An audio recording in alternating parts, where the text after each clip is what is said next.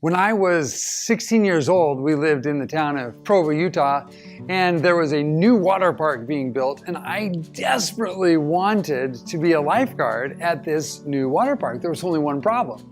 I didn't really know how to swim, but my sister knew how to swim. So I went to my sister and I asked her to teach me how to swim, and I practiced for a couple weeks, and then I went off down to the tryouts to be a lifeguard at this new park. And there was two different kinds of lifeguards. There was a deep water guard and a shallow water guard.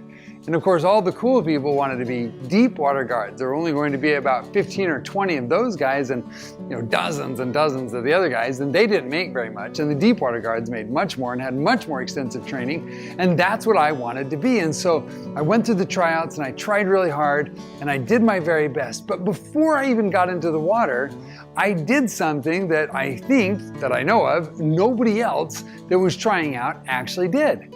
And it was something that I'm not sure why I did it, except I don't know, I just, maybe I naturally am inclined to do stuff like this.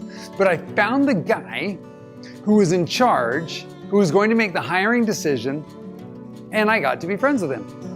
So just like everybody else did, I went in, I jumped in the pool, I swam my laps, I treaded water with a brick over my head, I did all this stuff that I was supposed to be doing. And at the end of the day, I made the cut. And then I got picked to try out to be a deep water guard. And again, I was very nice and very buddy-buddy with the guy making the decisions.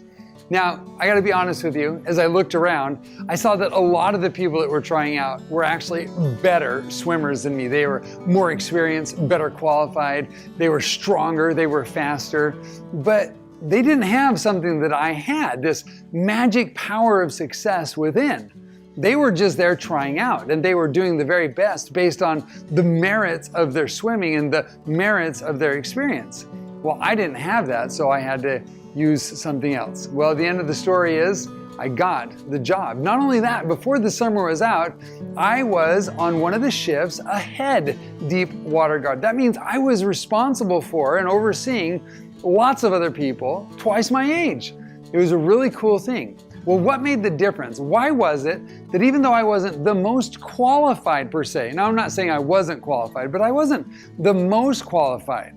Why was it that I was able to edge out people who are more qualified and more experienced and had stronger muscles and all those kinds of things? What was the difference that allowed me to jump to the head of the line even though I wasn't the most qualified person? The answer is very simple. It's a magic word called charisma. Now I want you to think about your own circumstances. Have you ever been in a situation where either you jumped to the head of the line even though you weren't the most qualified person, or in great amount of frustration, you watched other people jump to the head of the line? Even though they weren't the most qualified, you were more qualified than they were. Well, what makes the difference? The difference is charisma. Now, charisma is basically just a couple of things. It is, number one, having power to create change, and being likable, and being benevolent. In other words, being willing to use that power to change things or to affect things for good, and being able to use it for somebody else's benefit. So why did I get the deep water head lifeguard position and others didn't? Very simple.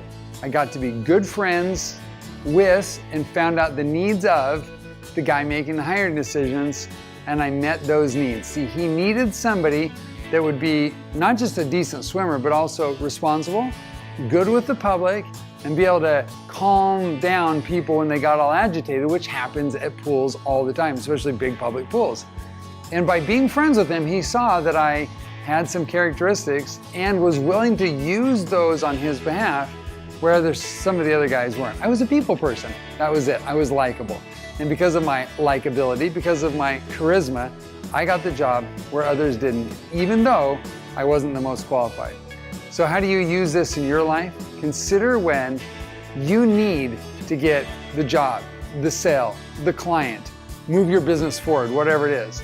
And remember that it's better to be likable and to have charisma than it is to be qualified and trusted. You should be qualified and trusted, but it's better to have that likability characteristic so that you can advance to the front of the line faster than your competitors. I'm Joshua Boswell. Thanks for listening.